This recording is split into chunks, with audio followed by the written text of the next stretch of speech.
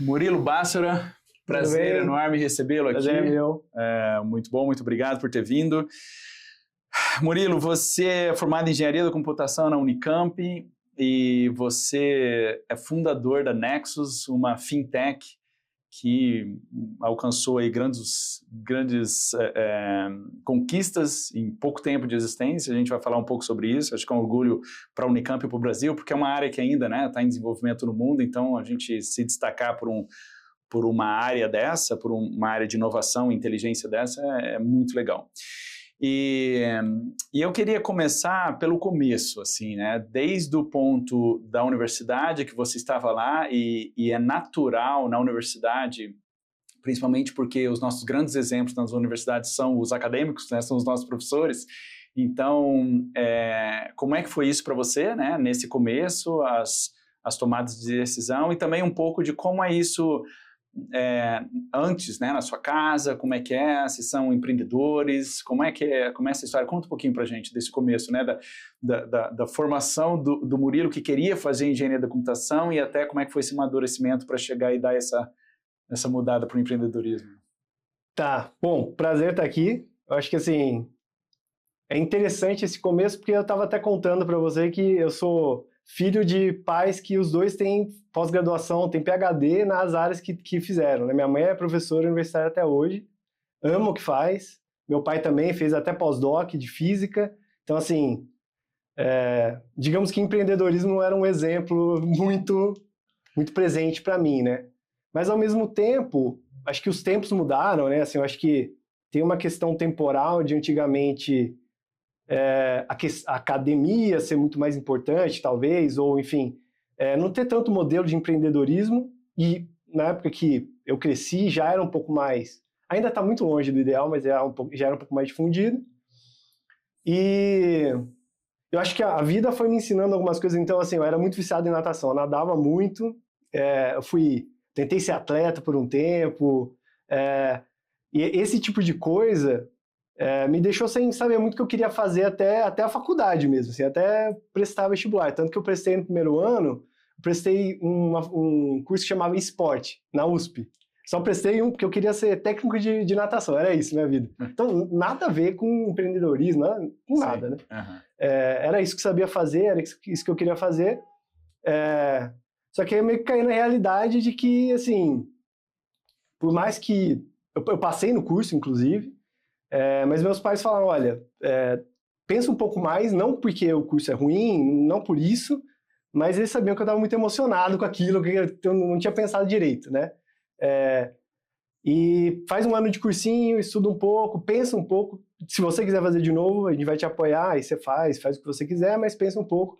E meio que na minha cabeça eu já tinha decidido que se eu não fosse fazer o curso lá de esporte, eu não ia focar nisso mais, eu ia procurar outra coisa, e foi isso que eu fiz, né? Eu fiz um cursinho, já entrei na Unicamp em Engenharia de Computação, que era eu tinha pouca relação com a área em si, não tinha ninguém que tinha trabalhado, que tinha feito ciência da computação na minha família, mas eu gostava muito de computador, assim, joguinho, né? Então, todo moleque, enfim, toda criança jogou alguma coisa, mas não só isso, como eu também fazia alguns programas em Flash na época. Então, assim, eu era um nerdinho que fazia algumas coisas ali, umas animações. Até cheguei a vender para fazer site em Flash. Mas era meu hobby, entendeu? Eu gostava de nadar.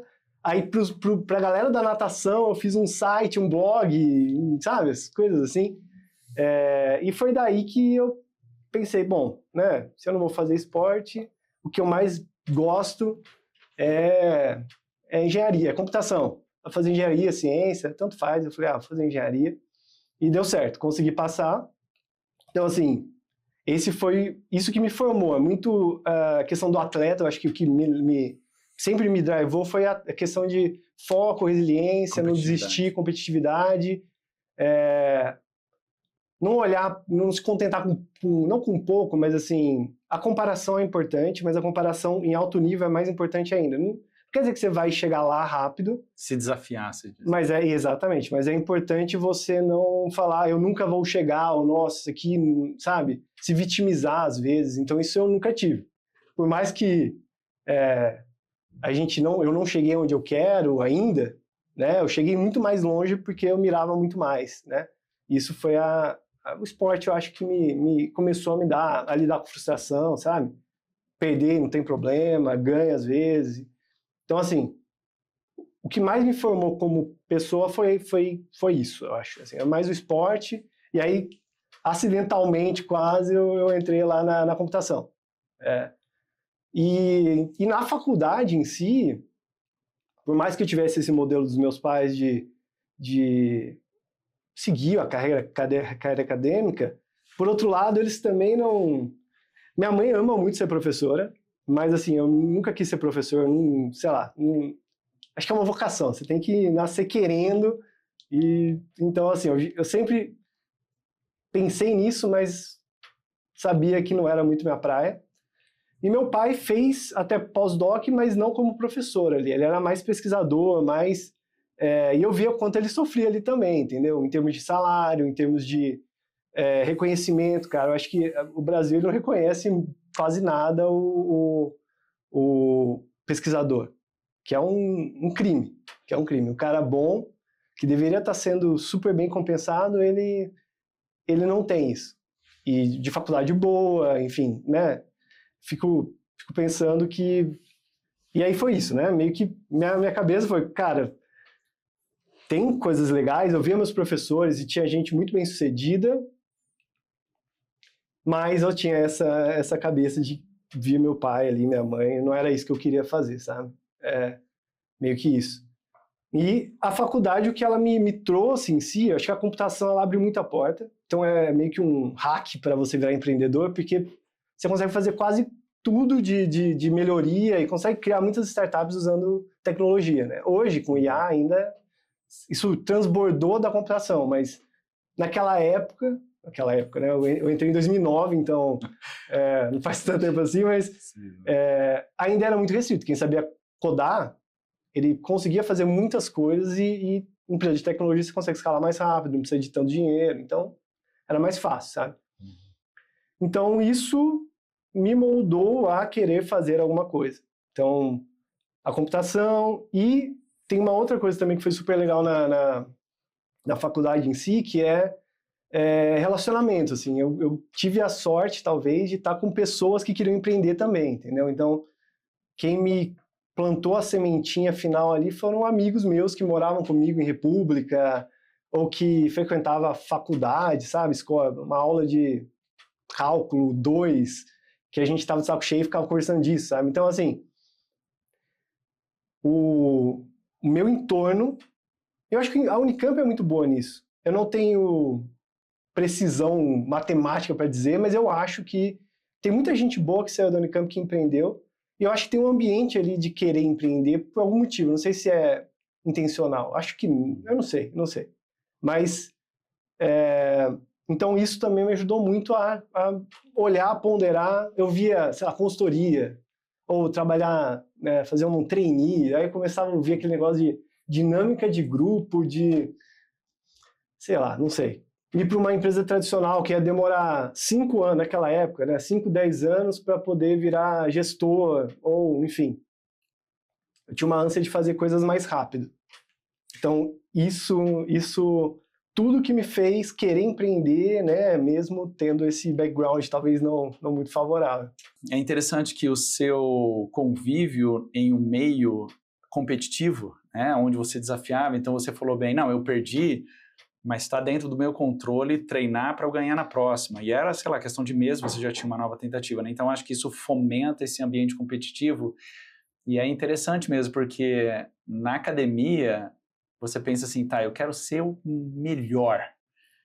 Cara, é confuso como, né? O que você vai ser o melhor professor? Vai ser o melhor professor? Agora, se você fala assim, eu vou abrir uma empresa que vai ser a melhor do mundo, é muito difícil, mas tipo...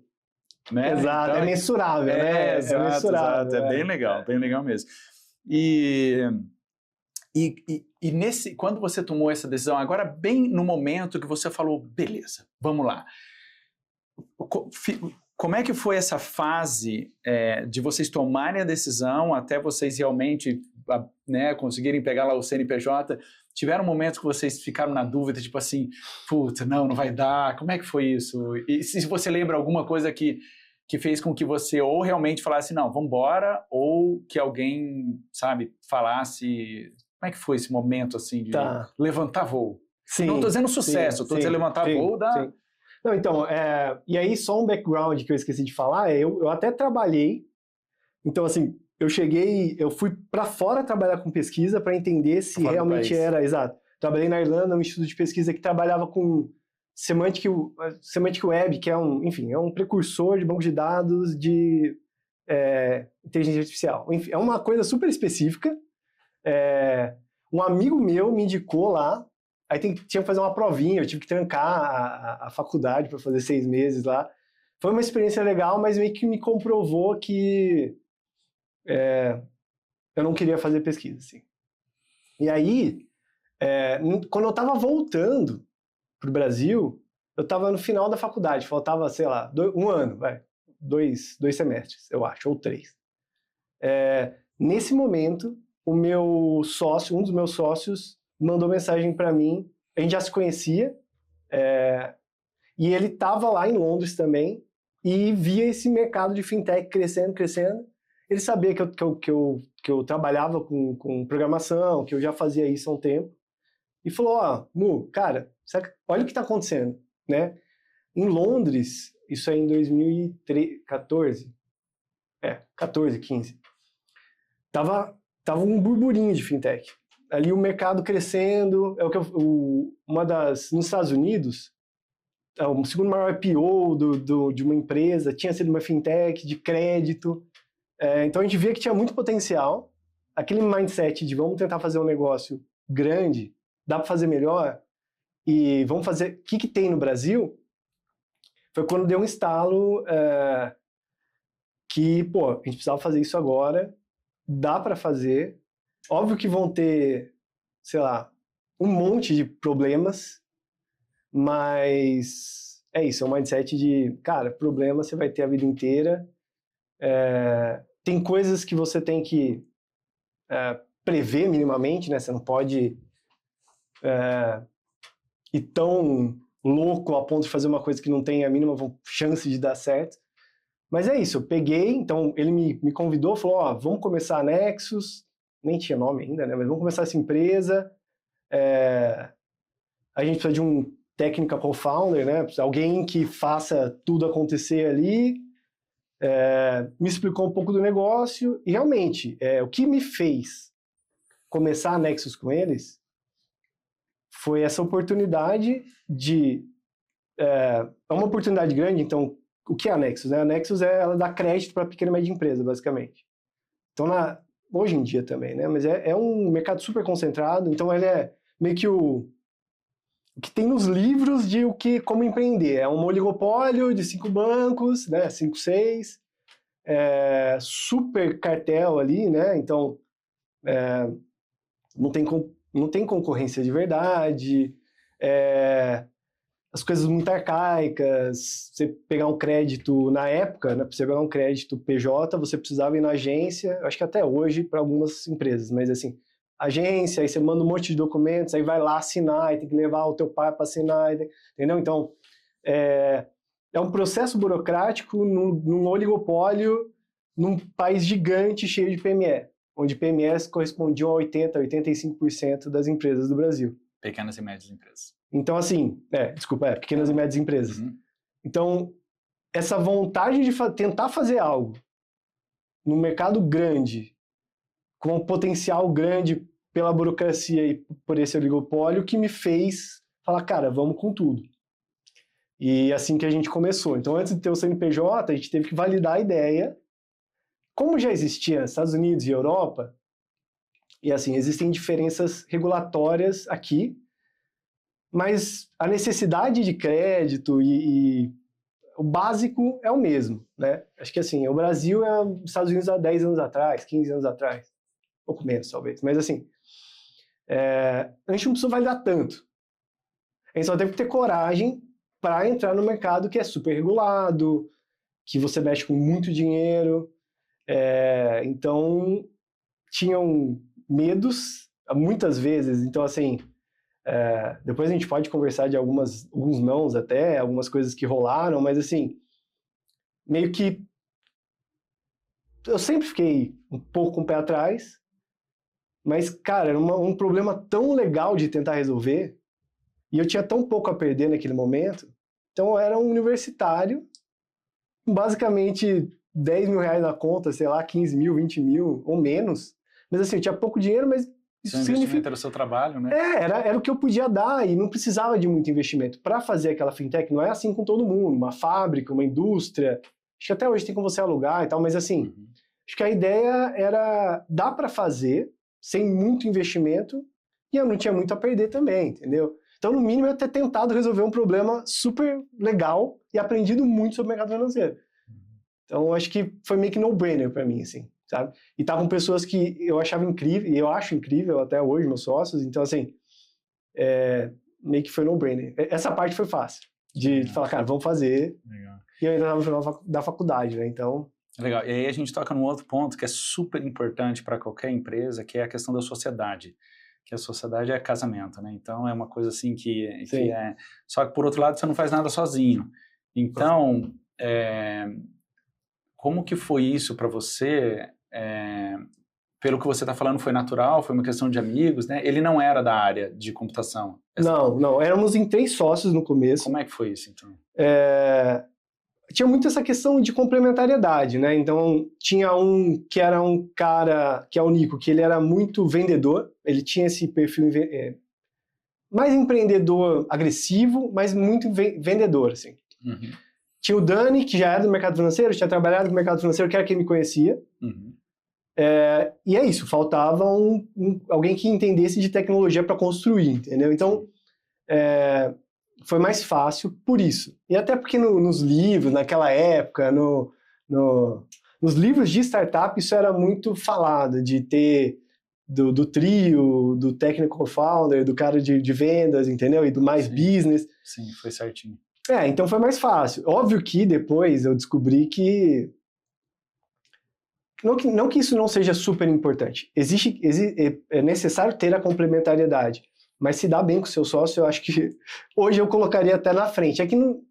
É muito difícil você fazer o que você vai fazer? Um survey ali, vamos conversar, o que você gosta, né? Igual casamento, igual namorar, né? É só namorando que você... Tem tempo, exatamente. Só namorando que você sabe quem que é a pessoa. Compromisso com a pessoa, né? Então, compromisso. Exatamente. E daí que eu ia falar assim, que o empreendedor, ele precisa... Na verdade, não precisa ser o empreendedor, e esse é o ponto que eu vou chegar, né? A empresa precisa ter um dom de convencer as pessoas do seu propósito, do seu valor, né? Desde o cliente até o investidor e tudo mais. Então, voltando agora para o ambiente acadêmico, como é que você fez isso em relação aos seus pais? Provavelmente tinha professor querendo que você fizesse mestrado com ele. Como é que foi isso, sabe? Convencer as pessoas dizendo assim, tá tudo bem, sabe? Porque as pessoas não acreditam, eles não compartilham exatamente do que você está pensando. Mas depois que você se dá bem, eles falam, ai, que lindo. Tá. Como é que foi isso? Cara, assim, eu acho que eu não ouvi muito. Eu acho que isso foi um problema, mas ao mesmo tempo me fez não ter tanto problema com isso. Sim. Então, assim, por exemplo, tinha um professor específico que, como eu trabalhei fora com essa especificidade ele queria muito que eu fizesse mestrado, doutorado com ele, mas foi muito tranquilo de falar. Eu fiz minha iniciação com ele, que precisava, minha tese de conclusão, que eu não lembro qual, acho que é isso, né, tese de conclusão de curso. Até ajudei ele, trouxe alguns caras de fora que trabalharam comigo para lá, assim, eu tive até a sorte de o pessoal gostar muito de mim lá, não sei, mas assim, ele já sabia que eu não ia, entendeu? Eu falei, professor, não, eu quero fazer outra coisa, entendeu? Não quero agora estar na academia. Meus pais, eu acho que eles nunca entenderam muito bem onde eu estava me metendo, talvez, o risco. Porque é isso, eles vieram de meio acadêmico, eles sempre me deram muita liberdade, porque eles me tiraram muito jovem, então assim, eles, não sei, eles me criaram muito mais solto nisso, assim, então eles nunca falaram, não, puta, não faz isso. Eu acho que a minha namorada, que virou minha esposa e tal, ela é a que estava mais preocupada, eu acho. Mas daí ela falou assim, ó, vamos fazer o seguinte, então você tenta, sei lá, 4 anos, ela me deu 4 anos de prazo. Legal, que ótimo. E aí a gente vê. Se não der certo, aí você me promete procurar alguma coisa? Eu prometo, e foi isso. Assim, então... E você precisou de quanto tempo para mostrar para ela que estava tudo bem? Ai, cara, 2, menos de 2. Foi muito, a gente teve muita sorte, assim. Foi bem rápido, assim, mas tinha esse combinado com ela, mas assim, ela sempre me apoiou, assim. Ela tinha um pouco de insegurança por mim mesmo, né? Porque, e também, você empreender, quando você sai da faculdade, é legal por um lado, porque você não tem nada a perder, né? Por exemplo, hoje, é muito difícil fazer outra coisa do que empreender, que estar com a Nexus, ou se por acaso não estiver mais com a Nexus, estar com outra empresa. Mas eu acho que é muito mais difícil, com muito patrimônio, você correr muito risco. Do que pelo menos essa é a minha cabeça. Eu sei que tem gente que fala que é mais fácil, mais velho, mas assim, tem esse ponto negativo, que é eu, fazendo uma financeira, é o meu patrimônio todo que está em jogo na Nexus hoje. Uhum. Quando você tem pouco, é mais ok do que quando você coloca muito ali em risco, sabe? E eu acho que isso traz um ponto bem importante também, que talvez seja esse endividamento inicial, você entrar com uma contrapartida. Eu tenho quase certeza que seus pais, sua namorada, todo mundo ia estar muito mais preocupado se você falasse assim, não, vamos vender o carro, vamos vender a casa, vamos... Isso, sim. Então, assim, se você falar, galera, é o meu trabalho, né? Eu acho que esse é um ponto. O outro ponto também, você falou assim, quando a gente sai da faculdade, a gente não tem nada a perder. Mas é que a gente precisa de um salário, né? Então, quando o cara tá saindo, ele fala assim, eu não vou empreender, eu prefiro ganhar um emprego que vai ser uns 50 anos até eu ter alguma coisa que vai ser... do que eu arriscar. E tem gente que não tem condição de arriscar. Exato, Então, acho que tem todos os contextos que é bom trazer assim, se a gente tem um respaldo, só que assim, isso é limitante? Não pode ser alguma. Você tem FAPESP fazendo PIP, você tem a própria Unicamp, você dá para incubar várias coisas. Sim. Eu acho que o ponto importante que é um gancho da sua fala, é assim, controle os riscos. Exato. Da sua possibilidade. No meu caso, eu fiz uma poupancinha. Eu vivia num quarto, na República, gastava muito pouco por mês, e aquele pouco me dava para me sustentava por um tempo. Eu tive a sorte de conseguir fazer isso. Porque eu fui trabalhar fora e tal, enfim, consegui trabalhar um pouquinho e juntar um pouquinho de grana. Não, você programou, né? Exato, exatamente. Não é bem sorte, mas a questão toda é isso, tem que se se não há possibilidade de correr risco, é isso. Aí tem que esperar um pouco mais e tal. Você tem razão. Legal. E eu ia trazer justamente quando que você conseguiu, porque tem um vale da morte de todas as empresas, principalmente startups, né? E isso é cruel, pode ser cruel, né? Sim. Então, tem várias táticas, né? De você começar a lançar um produto que não é tão inovador, tão diferencial, mas pelo menos já para você ter um faturamento e tal. Tem investidores, investidor anjo, tem o próprio investidor, acho que tem várias coisas assim, mas existe um vale. Pode ser da morte, pode ser da dor de cabeça, do estresse, mas existe o vale. E aí eu até coloquei assim, né, viver de sonho e miojo, né? Por quanto tempo foi esse período que você ficou vivendo das suas economias até ter um tempo, não de você ter um faturamento grande, mas de você falar, agora eu tô conseguindo, sabe, tipo, tirar um salário que eu possa, sei lá, talvez morar sozinho, juntar não morar praias, numa república. Exatamente. Como é que foi isso? Tá. Cara, foram 2 anos. Foram 2 anos até tirar o primeiro prolabore da empresa. Nós 3, né? Então a gente combinou que a gente ia colocar um pouquinho na empresa, mas era bem pouquinho, ninguém tirava nada, e batalhar para conseguir ter um investimento ou break-even, né? Eu acho que depende da estratégia também, né? Então, por exemplo, essa estratégia é super legal de tentar fazer um produto um pouco menos inovador, conseguir uma receita e ir inovando a partir daquilo. Investimento orgânico seria, né? Exatamente. A gente queria algo mais agressivo. A gente via o cenário de VC crescendo muito no Brasil. Venture Capture, né? Isso, de Venture Capital ali, de investimentos anjo também, começando um pouquinho mais maduro, a ficar mais maduro, não tinha mais só o povo ali de Campinas, tinha uma galera já, né? Em 2015 isso. Então a gente meio que falou, ó, vamos focar em fazer um produto. Tinha algumas limitações que a gente precisava para começar a produzir alguma coisa, inclusive, que era ter uma financeira parceira. E a gente tomou um monte de não por isso, mas a gente tinha essa estratégia de eu vou fazer o produto que eu acredito e a gente economiza até conseguir ou um investidor, que foi o caso, ou uma rodada, né, de investimentos, ou break-vai eventualmente. Mas era isso. Então a gente ia tirar o primeiro prolabore quando a gente tivesse a primeira rodada de captação ali. E se fosse possível, né? Assim, se com a rodada a gente precisasse usar para fazer outra coisa, aí não teria. E foi isso que aconteceu então? Foi. Depois de 2 anos, tá? E como é que foi... já que vocês estavam... Essa era uma estratégia da empresa, certo? Vocês Exato. não estavam indo para o break. Tá. Como é que foi isso, considerando até a maturidade de vocês, que era a primeira empresa dos 3, né? Sim, estavam começando. Então, vocês tiveram suporte para alguém e falou, olha, para vocês irem para um Venture Capital, vocês precisam de um checklist. Como é que foi isso até vocês terem... E como é que foi essa parceria também? Quem fez o matchmaking? Como é que foi esse... Tá.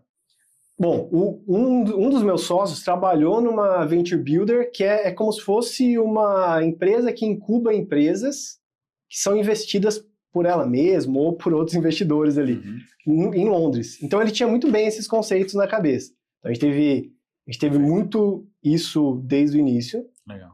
Uma puta ajuda legal. E em 2016... Quando a gente começou a operar, a gente ia começar a operar, então a gente começou a Nexus em 2015. A gente ficou correndo atrás de financeira, porque a gente queria fazer crédito, só que você precisa ser uma financeira para dar crédito. E a gente não queria começar sendo uma financeira, porque tem um capital inicial muito grande, 3 milhões, 3 milhões tinha naquela época. A gente nem tinha esse dinheiro, então nem tinha essa possibilidade. Mas o modelo P2P, que é um modelo que a gente trouxe para o Brasil, ele permitia com que a gente pudesse fazer isso usando uma financeira de barriga de aluguel, digamos assim. É base. Hoje a gente chama de Banking as a Service, que é usar uma financeira para fazer a bancarização dos créditos e fazer toda a parte regulatória, digamos assim. É como se a gente fosse o front, né, o site bonitinho, mas por trás a gente usasse uma financeira para regularizar as coisas, e isso é super comum hoje, né? Então, o mercado de base é gigantesco, mas na época era pequeno. Então a gente correu atrás de todas as financeiras possíveis, 3 moleques de, sei lá, 20 e poucos anos. Foi super difícil, mas uma aceitou. Depois de 1 ano, a gente conversando com várias. Então, assim... Bom, nesse momento, surgiu a oportunidade de a gente fazer uma aceleração. Na época estava meio que na moda a aceleradora. Eu acho que existem ainda aceleradoras, eu estou meio por fora até, mas a gente entrou num bet da Oxigênio, que era uma aceleradora da Porto Seguro, com a Plug and Play, que é uma venture capital lá dos Estados Unidos, bem famosa. E a gente foi do segundo bet deles. E a gente passou e foi para lá. Então, além de todo esse conhecimento que meu sócio tinha disso, de entender, a Oxigênio ajudou muito a conectar a gente com investidores anjo, não só a dar uma chancela também, né? Porque agora a gente era investida da Porto Seguro. Então a gente colocava no site, no meio do site, assim, investida Porto Seguro. Ainda bem que eles nunca brigaram com a gente. A gente colocou, tipo assim, era maior que o logo da Nexus. Né? Mas é interessante, a gente aborda bastante esse conceito do smart money, né? Então, assim, não é só alguém investir, é alguém que investe e abre as portas para você, né? Então, isso é super importante, porque a pessoa te dá um dinheiro e fala, beleza, eu volto para pegar o rendimento, é uma coisa, mas a pessoa abrir portas assim, porque ela acaba colocando dela no jogo, né? Porque assim, não, legal, eu botei dinheiro, então tudo que eu puder fazer para eles renderem bastante, né? E ter esse retorno, isso é bem legal. Exato. E aí você falou dos nãos, né? Como é que vocês lidavam com isso? Porque acho que dá pra gente resgatar a questão das derrotas, né? Na natação. Sim. Como é que você lidava Foram com muitos. isso? Então, a gente tem aqueles vários exemplos, né? Do Michael Jordan, a quantidade de cestas que ele errou até ele acertou. Então, quando você começa um novo negócio, eu imagino que você não sabe a taxa de acerto, né? Não. E para você, a taxa de acerto, se foi um ano, se você fez uma visita por semana, são, sei lá, 56 para 1, né? Aí agora você sabe, só que se você não tivesse chegado em 56, você não teria chegado nessa, então não saberia. Então, como é que foi isso, sabe? De vocês falar resiliência, que tem tudo a ver com a questão também financeira, eu entendo, mas do mindset, assim, essa resiliência para vocês irem, legal, não, próximo. E o feedback, né? Eram simplesmente não ou não por quê? Para vocês poderem aprender. Como é que foi isso? Era simplesmente... É que depende, né? Os nãos da financeira eram simplesmente não. Eles não queriam nem gastar tempo com a gente. A maioria deles era isso. Como eu te falei, você é super jovem, então o cara fala assim, mano, os caras estão querendo aventurar aqui. Por isso 10 anos atrás, exato. Eu há 10 anos atrás, imagina. Eu, o Dani, enfim. Sim.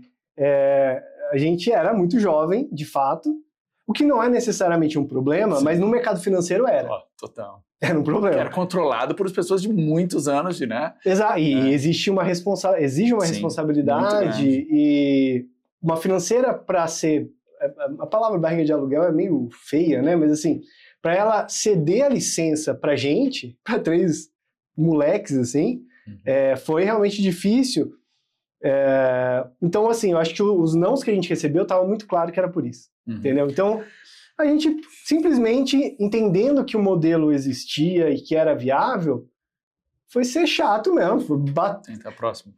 Tem que tentar e entendendo que, cara, enquanto não sobrar 0, existe esperança e é óbvio que também tentando, eu acho que se a gente tivesse conseguido algum investidor anjo desse meio, a gente teria sido mais bem sucedido rápido, assim. Não necessariamente na empresa, mas nessa busca. Porque se tivesse alguém que falasse, olha, eu conheço esses meninos, faz aí... o smart money, né? Que seria o smart money disso... Even smarter, né? Tipo, uma coisa mais ainda do que vocês já tiveram, né? Exatamente. Então, assim, faltou um pouco disso, mas acho que a resiliência vem do fato de que não importa o quanto a gente vai tentar, óbvio que se acabasse o dinheiro, beleza, aí acabou. Mas não era o caso, a gente ainda tinha um pouquinho, a gente podia viver um pouco naquela situação. Então, assim, era mais isso, de, cara, ainda tem algumas, a gente já viu, sabe, eu vi a gente trazia, às vezes a gente voltava pro mesmo financeiro, você já viu esse case aqui, que legal, da China, dos Estados Unidos, você não quer mesmo, olha quanto que esse cara tá ganhando. Então, assim, era um convencimento também. A gente sabia que ia ser difícil, sabe? Mas no final das contas, eu acho que o que o esporte me ensinou é que tem muito a ver com a jornada. A jornada tem que estar sendo evolutiva. Eu posso perder sempre. Quer dizer, o cara ficou em terceiro no Campeonato Mundial de Natação, ele vai ficar puto? Vai. Mas olha o quanto ele evoluiu para chegar lá. Isso tem que ser legal também. Isso tem que ser bom. E estava sendo bom para mim, estava sendo bom para meus sócios, e a Nexus estava evoluindo. Então a gente já tinha feito um site, um sistema, já estava trazendo cadastro, já tinha uma galera, investidores, feliz. A gente já tinha saído em alguns jornais já, sabe? Sem operar, só no pré-operacional, sabe? Com um sitezinho, só com a ideia, com aquele... meio que daqui a pouco a gente lança, assim, sabe? A galera já pirava. Então, assim, pra gente tava muito claro. Sim. Tá uma resposta boa. Então, a jornada tava sendo positiva. Por mais que a gente tava perdendo ali naquele momento, a gente... E é interessante porque tem o aspecto evolutivo, né, da que você trouxe. Eu acho isso, nossa, sou apaixonado por isso, porque não é o mais forte, é o mais adaptado. Sim. E aí você pensa, como que você consegue ter mais sucesso se adaptando? Se você não entende o mercado, como é que você se adapta para uma coisa que você não entende, né? Se você não se modifica, como é que você se adapta? né? Então, tem se você não continua tentando, não tem resiliência, como é que você se adapta? Então, se a palavra é adaptar, tem tantas coisas envolvidas que ninguém se adapta se você não souber, né? Para onde você quer se encaixar. Então, eu acho que você permeou por todos esses pontos, assim, né? A questão das conexões inteligentes que traziam, tipo assim, olha, a demanda é essa, todo o conhecimento que vocês já acumularam já na fundação, né, com os sócios, mas também na resiliência, né? Até o ponto, assim, tipo, não, tem alguma coisa. E na hora que vocês encaixaram, isso é bem legal. Queria que a gente fizesse um pause para você explicar duas coisas. Primeiro, o conceito de P2P, pensando nos leigos, né? Então, não só fintech, mas assim, no linguajar do startupeiro que eles falam, né? O que é um P2P considerado com os outros, né? E qual é o valor da sua empresa porque se é um P2P, você tem que conversar com uma pessoa, né? Então, como é que você fala para ela? Né? Uma pessoa leiga, tipo assim, ó, nós fazemos isso aqui, o nosso valor para vocês é esse. Tá. Então, o modelo do Peer-to-Peer Lending, ele é o seguinte. Então, a Nexus, ela tem duas pontas, né? Ela é uma empresa de crédito para pequena e média empresa, só que quem financia não é a Nexus não é um banco. Ela é um intermediador. Então, do outro lado, você tem múltiplas pessoas, físicas ou jurídicas, que emprestam parte do crédito para PJ. E esse é o modelo de Peer-to-Peer Lending. Na prática, é uma opção para um investidor diversificar o portfólio dele. Então, ele vai ter no Tesouro Direto um pouco de dinheiro, vai ter em ação, multimercado, etc. E ele pode ter um pouco do dinheiro dele investido dentro da Nexus em várias empresas. E o conceito para ele ele vai ter mais retorno líquido, porque eu estou desintermediando o crédito. O que um banco faz, né? O banco, ele capta dinheiro de investidores, paga 100% CDI, vamos supor, e empresta para empresas a 500% CDI, sei lá. O P2P, ele desintermedia isso. Então, não existe um banco pegando dinheiro e emprestando. A pessoa diretamente empresta. Então, ele empresta 500% CDI. A ideia é que o investidor ganhe um pouco mais do que 100% CDI. 250, 250, vamos dizer assim. Exatamente. Fique mais barato para a empresa e melhor para o investidor, né? Mais barato para o investidor. Sim, melhor. É melhor para o investidor. Exato. Você desintermedia um processo de crédito. Tá. E daí a pergunta é como que vocês dão a segurança para o investidor do retorno? Porque como é que funciona isso? Porque é meio que no risco dele, né? Sim, o risco é dele. Mas eu vou falar, por exemplo, eu quero colocar R$1.000. Sim. Vocês já indicam qual empresa? Como é que é essa questão? É tipo bolsa, dizendo, põe nessa, põe naquela, como é que funciona? É mais ou menos uma bolsa. O que a Nexus traz a gente vai dar um scoring correto para as empresas e só coloca empresas que a gente entende que se o cara investir diversificado, ele vai ter aquele retorno, sabe? Então, assim, é um investimento de risco, como a ação é um investimento de risco. Sim.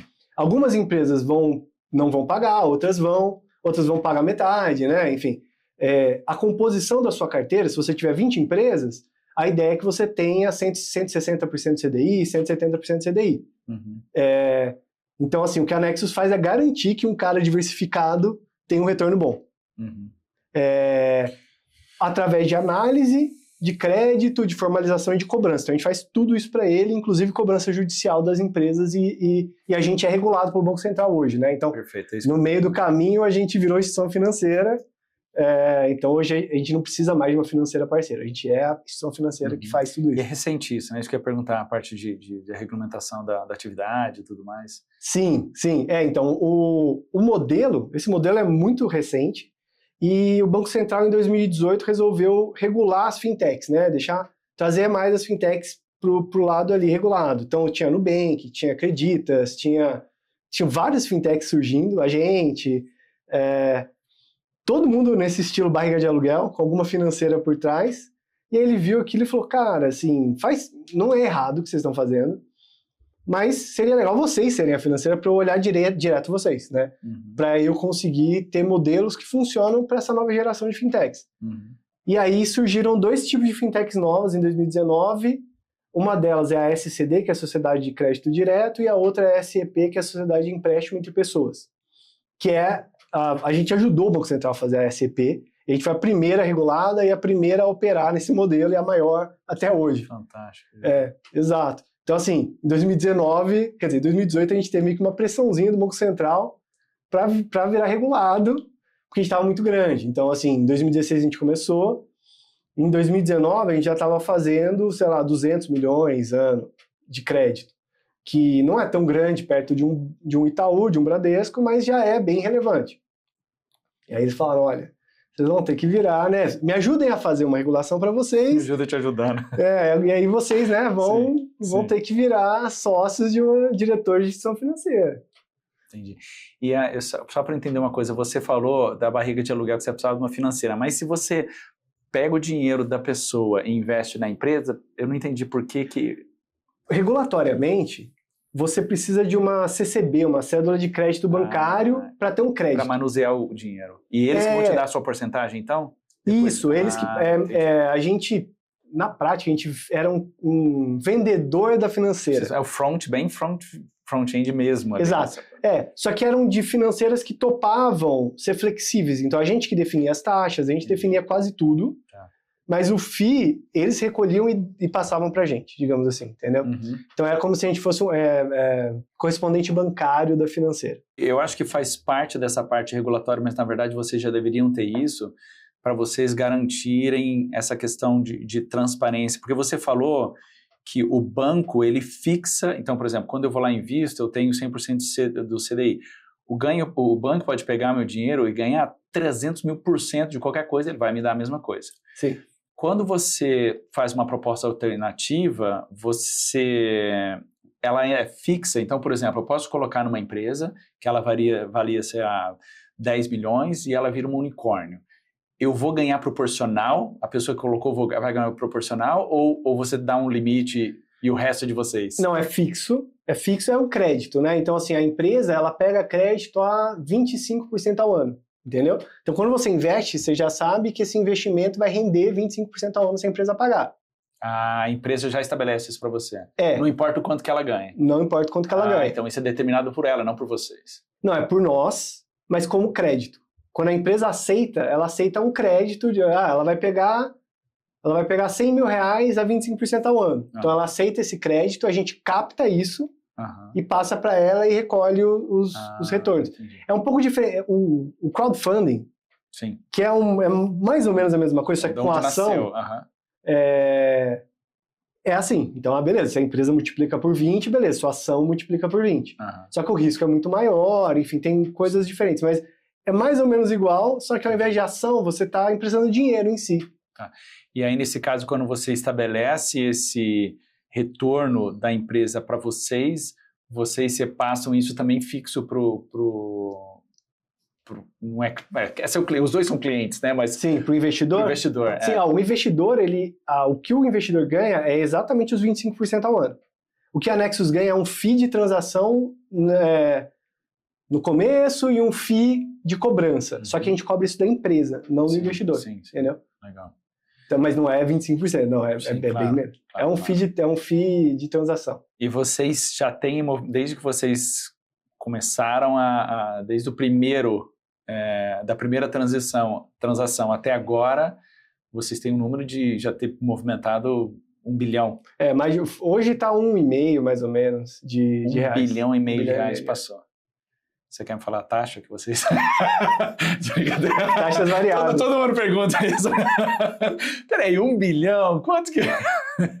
Fantástico, parabéns. Obrigado. Muito legal mesmo. Porque assim, foi 1 bilhão de recurso que foi movimentado que teria sido limitado a 100% do CDI, que teria se limitado aos empréstimos bancários e tudo mais, e achou uma outra via, né? Então, sim, cara, eu acho que isso que é fantástico, que é super, super importante você poder viabilizar, né? A gente conversa com outras empresas também, e é interessante como a gente vê quando o propósito da empresa, ela não precisa ser só isso, mas ela tem o fator de promover outros negócios, parece que dá um gás diferente, assim, né? Sim. E não só eu vendo, eu entrego, sim, não. Na venda eu estou viabilizando o outro, né? Então, vocês conseguirem fazer isso, parece assim, eles estão emprestando, mas estão tirando deles. qual é a outra opção? É. Pensa assim, qual é a outra opção? Então, e vocês serem a primeira, a maior, e tão rápido, né? Não, e assim, foi... não, realmente isso me orgulha demais, assim. E tinha algumas coisas que a gente tinha muito medo de não dar certo. Acho que a primeira delas é que raio de investidor vai entrar numa plataforma online e investir em crédito, que é um tipo de investimento que eu acho que 1% dos investidores no Brasil sabe que existe. Quer dizer, debêntures da Petrobras, por exemplo, é um tipo de investimento em crédito. Mas, assim, a gente tinha esse medo de que vai ser muito difícil alguém, e ainda o nosso limite mínimo de investimento era 10 mil, de propósito. Porque eu queria que só investidores qualificados, que soubessem, que não se importassem tanto com 10 mil reais, colocassem lá. Então, assim, isso limitava muito mais ainda o meu escopo, sabe? Mas por responsabilidade mesmo, entende? De não pegar um cara que tem, sei lá, igual a gente tava com 10 mil reais na conta e coloca tudo lá achando que, né? Sim. Então a gente tinha muito essa preocupação, mas rapidamente isso foi superado. Acho que principalmente por mídia, a gente deu muita sorte de... isso foi sorte mesmo. Tem forma de fazer, mas a gente não precisou. De sair na Exame, na pequenas empresas, grandes negócios, porque fintech, aquele momento, estava tudo muito hypado e a gente aproveitou muito isso. Então a gente conseguiu muito investidor disso. Mas rapidamente a gente superou esse ponto e é isso. A gente realmente fez um produto que as empresas viam valor e é muito legal ver o impacto disso. E os investidores também viam valor, conseguiram ter retornos legais. E falaram, cara, olha que legal. Né? E é interessante que no seu negócio existem dois investidores, né? Porque o investidor que você está falando aqui é um investidor que é o seu cliente, né? Sim, o cliente. É um investidor que quer colocar dinheiro na empresa, né? E é super legal isso porque eles dizem que o melhor investidor é o seu cliente. É isso. Vocês mataram a pau nisso, muito legal. Bom, a gente está falando dessa taxa, vamos dizer assim, como é que foi, antes da gente falar desse tópico aqui, que vem a AMI Digital, como é que foi quando vocês começaram falando assim, tá dando certo, sabe? Tá dando certo. E o crescimento, vocês contrataram, como é que foi esse crescimento, essa estruturação? Quando que isso aconteceu? De que ano até hoje? Quando que aconteceu o momento que vocês falaram, agora estamos no jogo, sabe? E o que vocês fizeram em relação a isso? Conta um pouquinho dessa história, assim, sabe? Tá. Até vocês chegarem no ponto que convergiu da venda da empresa. Tá. Cara, o começo, ele é muito legal, pouco dinheiro, né? Então, assim, em 2016 a gente começou a fazer os primeiros créditos.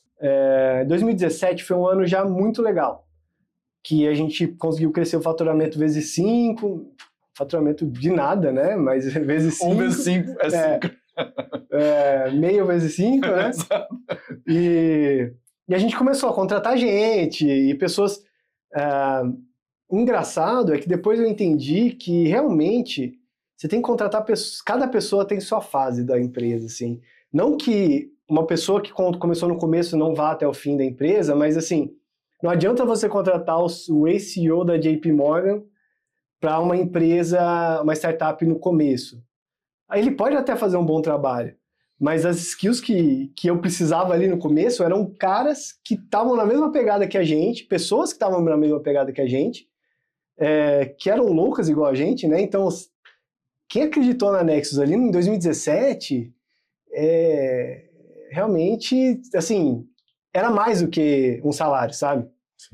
Então, quem ia fazer a entrevista eram pessoas que não vão hoje na Nexus fazer entrevista, entendeu?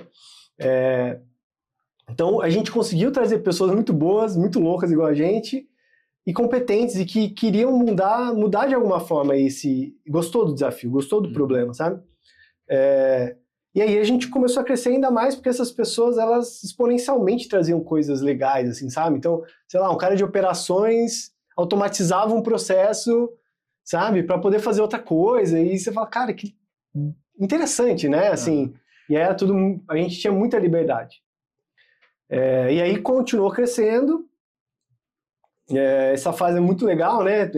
A gente não teve tanta dor de contratação, só que aí a segunda fase foi um pouco mais difícil, até 2019. que a gente conseguiu crescer também, a gente cresceu 5 vezes, 4 vezes e 4 vezes em 2019. Só que aí a gente começou a pegar pessoas mais de mercado.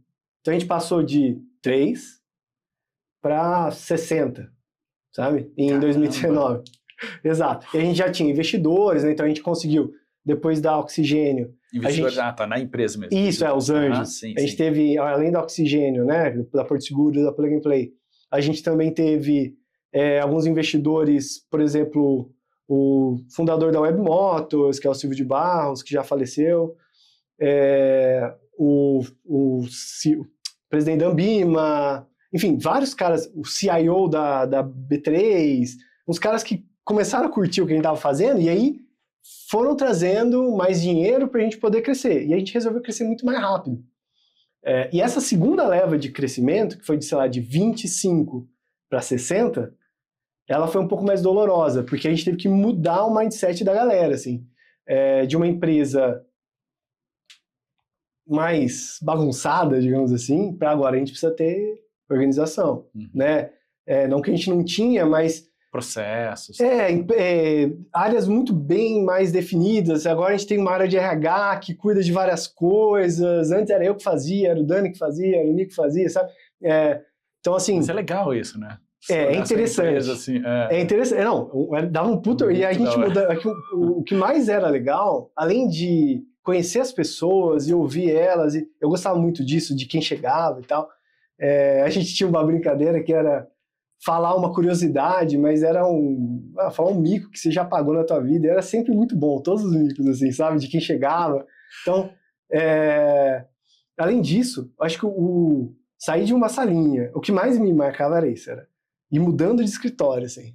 Então, começou numa salinha, aí vai para uma salinha mais ou menos, aí vai para, sei lá, na Faria Lima um negócio maior, aí vai... Isso me dava...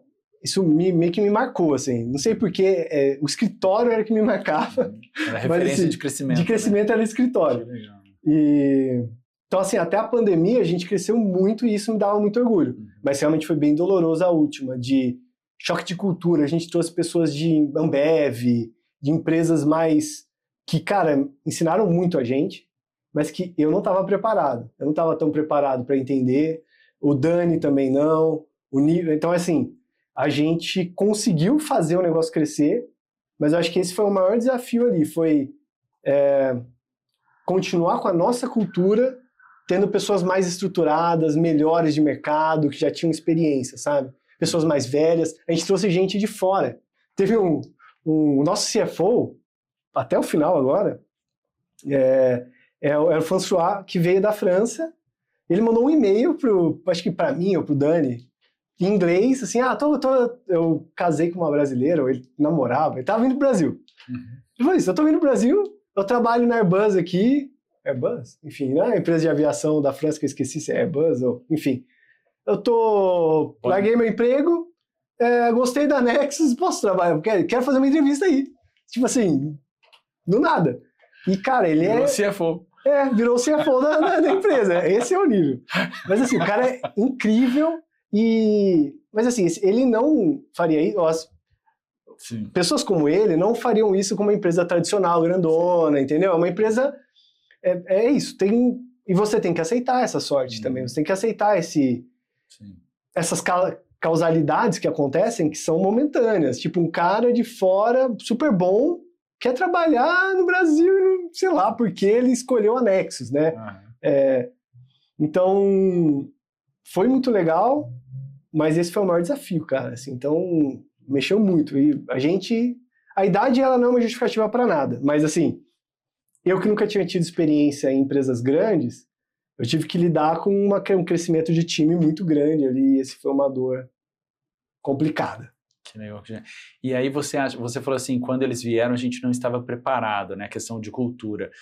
Você acha que o choque de cultura foi realmente porque vocês não estavam preparados ou a cultura deles não era compatível com a cultura de vocês, apesar de serem muito bons no que fazem? Como é que... Não, eu acho que a gente precisava... não é que a gente não mudou a nossa cultura, mas pelo menos na minha experiência, a gente teve que adaptar a nossa forma de fazer coisas para ser mais organizado.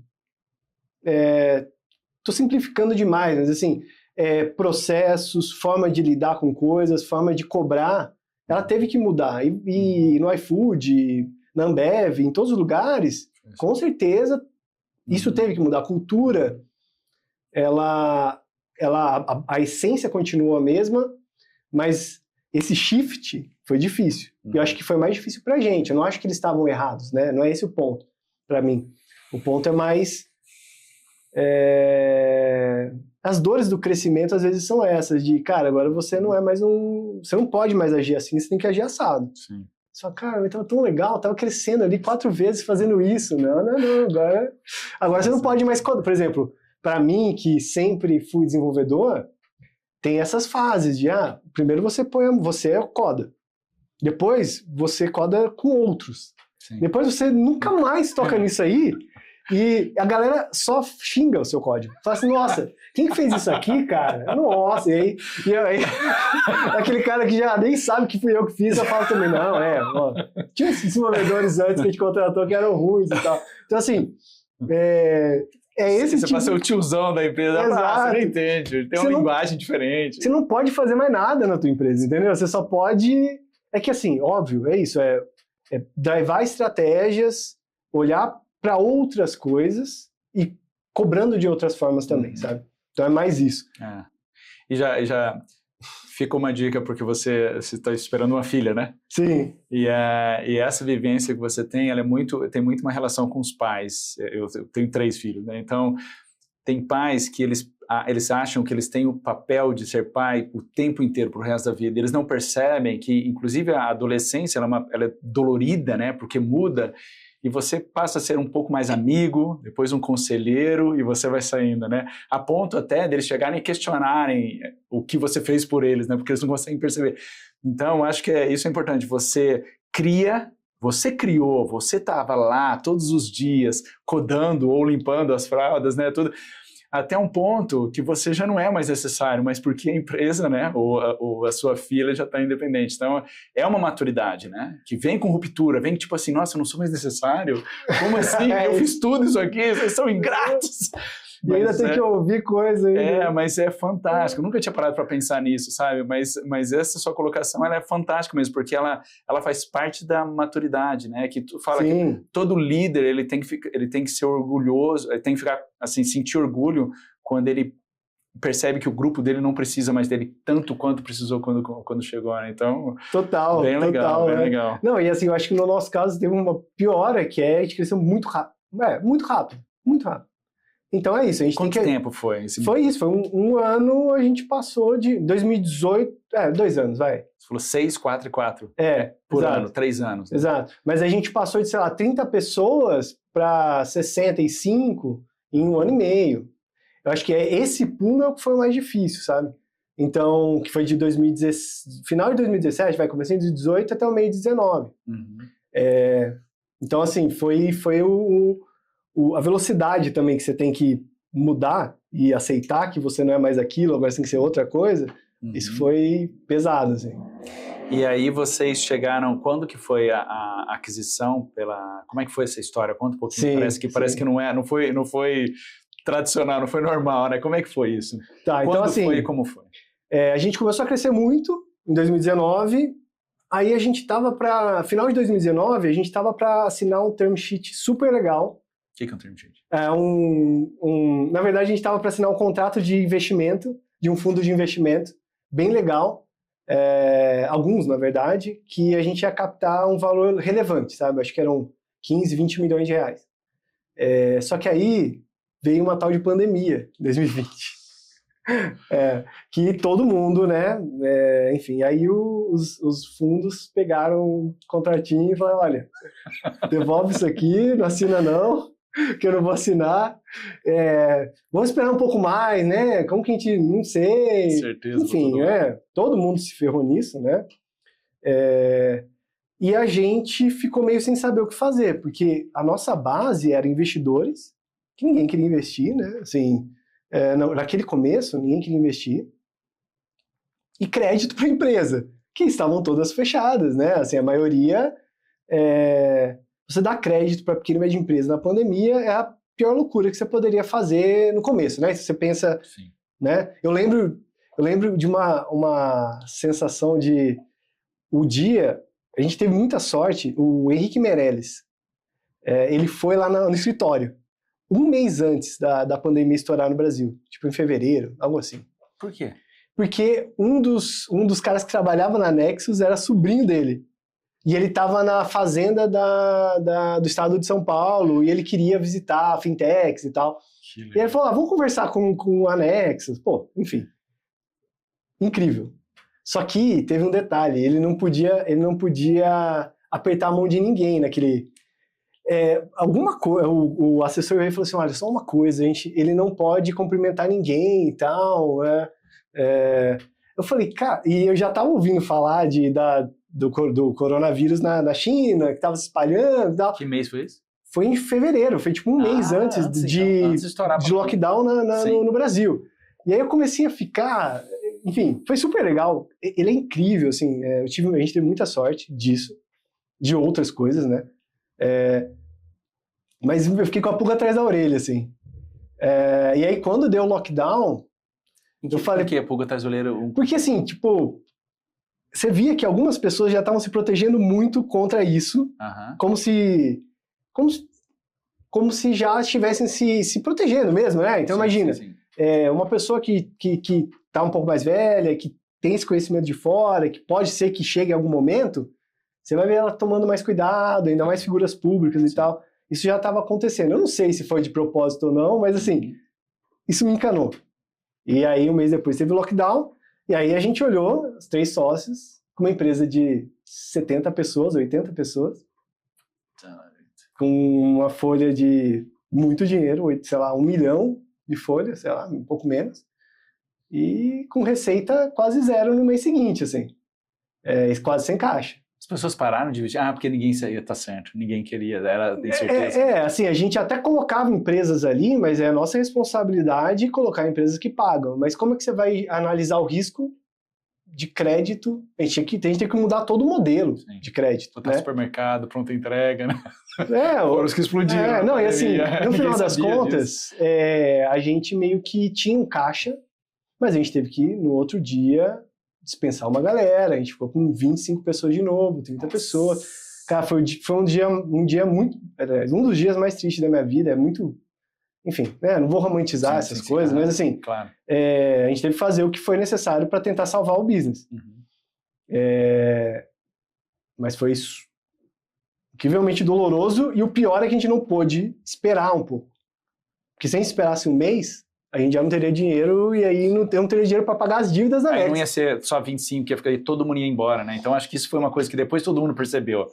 Fui mandado embora da empresa. Cara, mas ou era isso, ou a empresa ia acabar, e todo mundo ia embora, né? Não, e a gente tinha essa ideia de que ia ter auxílio, ia ter algum jeito de ajudar. Só que, enfim, né? A gente tem que ajudar a empresa, as pessoas. Claro. Eu não ia conseguir pagar essa dívida. Se a gente tivesse que ter uma dívida dessa na PF, esquece. E a gente já era instituição financeira, inclusive, né? Já estava...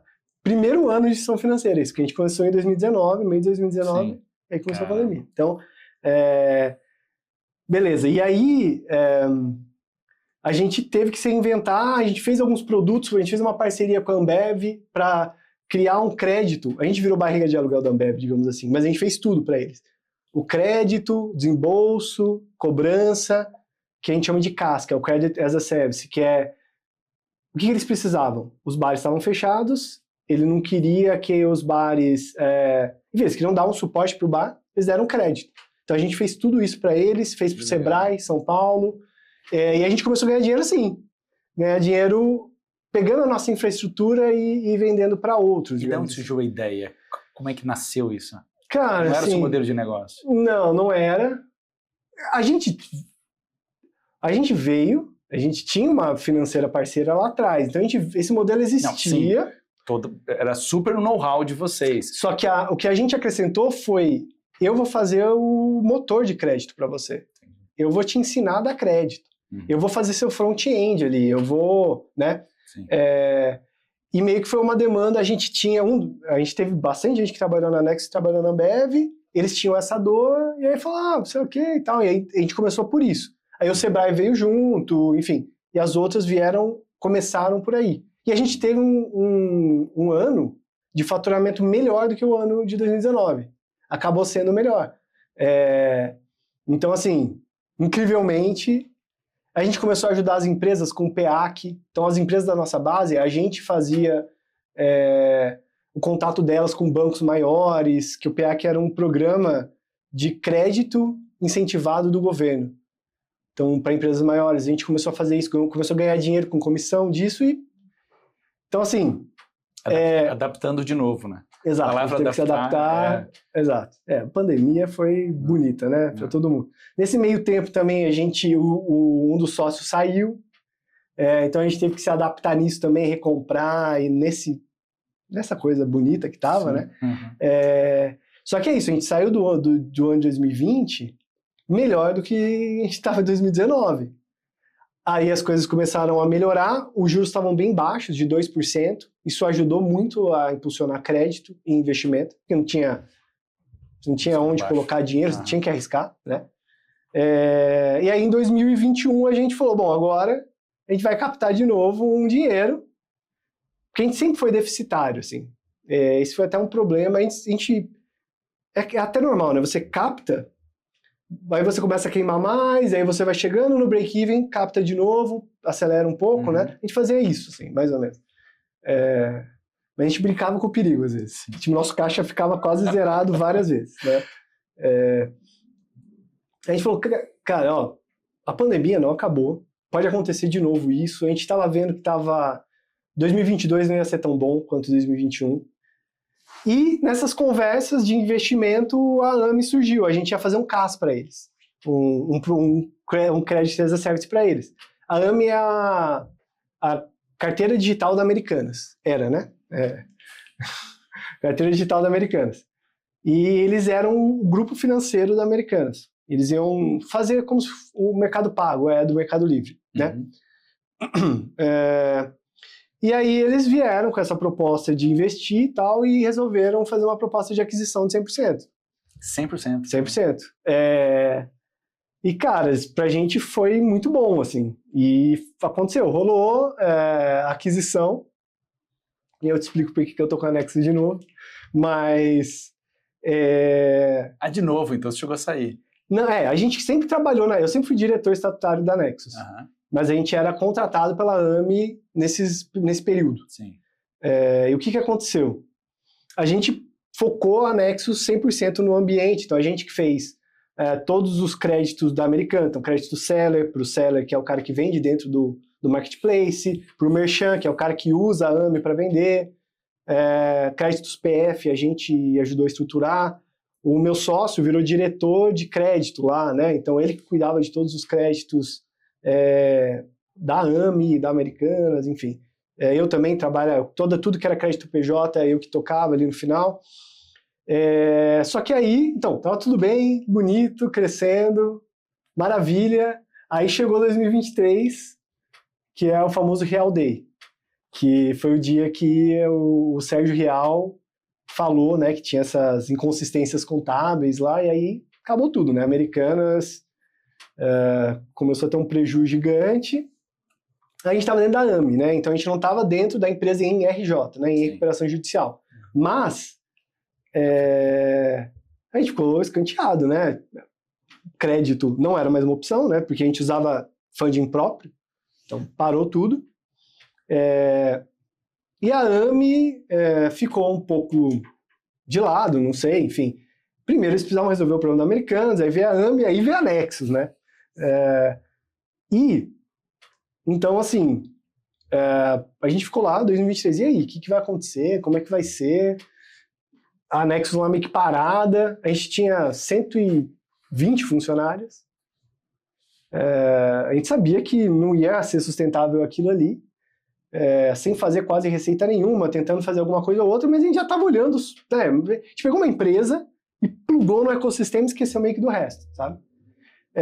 Aí, no final de 23, a gente decidiu fazer um acordo e comprar a empresa de novo, por um preço bem menor, eles deviam uma parte pra gente, uma parte pequena, a gente falou, ó, fica... Você e o... Eu, o Dani e o Nicolas, enfim, tinham outros sócios também, os anjos. Falou, ó, fica com esse percentual, que era pouco, e a gente pega toda a empresa de volta, digamos assim. E foi isso. Aí, em 2024, a gente... Caramba. Ficou com... tecnicamente, a Nexus, ela voltou em forma de tecnologia, dos clientes e etc. Só que a gente voltou com um burn de um burn bem alto. Né? O que significa um burn? A gente queimava muito caixa. A gente gastava muito dinheiro para sobreviver. Porque estava dentro de uma empresa, a gente não podia fazer nada. A gente não podia nem demitir gente mais. Né? A gente era diretor, mas... enfim... Da política da... Isso, e com o RJ você nem pode demitir. Tava uma zona, né? Então a primeira coisa que a gente fez foi enxugar o time de novo e olhar para o mercado e entender, né, quais os desafios, o que a gente pode fazer. A gente sabia que tinha muito potencial. O P2P, que é o funding peer-to-peer, nunca parou, mas está bem menor, né, hoje do que estava. E aí foi isso. A gente pegou a empresa de novo e desde 2024, desde o ano passado, a gente está reconstruindo ela para... Enfim, a gente quer muito voltar a ver ela crescendo. Olhar para esse mercado de crédito e eu vejo que tem muito espaço. Não é um bom momento. Não é um momento de escalar. Porque a Selic está muito alta, então o custo de capital está muito alto, as empresas ainda estão muito frágeis. Mas eu olho para o futuro com um carinho muito, muito grande. E a gente tem tudo que a gente construiu, sabe? Cara, história fantástica. Você, agora, com tudo que você aprendeu, não só foi criar a empresa, mas a criar o Murilo, né, o empresário, o cara que hoje consegue dar conselhos e tudo mais, isso é muito valioso para o país, assim. E o que você, pegando esse gancho, o que você falaria, seja para alunos de modo geral, ou se você pudesse voltar atrás, lá naquela república, lá durante um prato de miojo, bater na porta e falar, viu, deixa eu te contar umas coisinhas aqui, tem coisas que vão acontecer, não faça e invista nisso. O que você falaria pro Murilo estudante, já com a cabeça de formar, sabe? O que você aprendeu que você falaria, isso eu não repetiria? E isso eu faria mais cedo, talvez, eu não sei. Eu acho que assim, se eu fosse menos cabeça dura no começo, teria sido mais fácil para mim.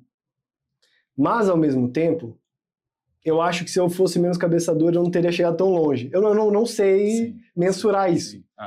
Mas eu acho que esses clichês, eles são verdade, de não se cobrar tanto.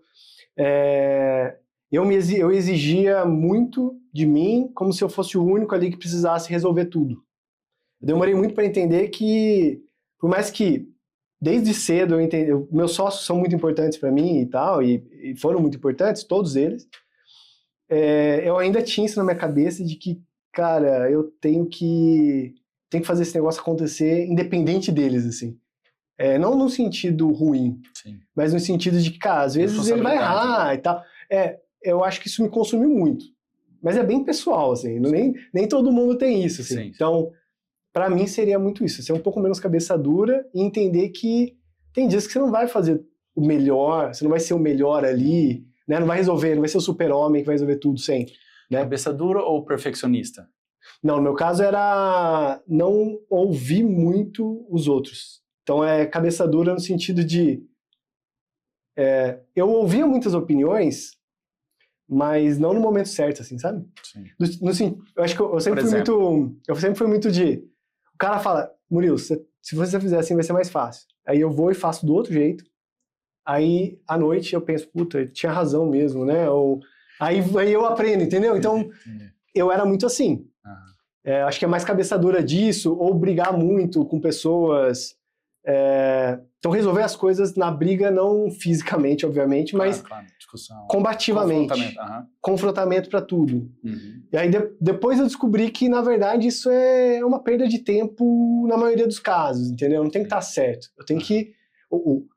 A Nexus em si, para ela ser grande, você tem que ter foco em longo prazo e vai tentando. Se você gastar muito tempo com uma pedra que está ali, com um cara que está... Uma pessoa que está brigando com você, deixa lá, vai. Entendeu? Tem contornos.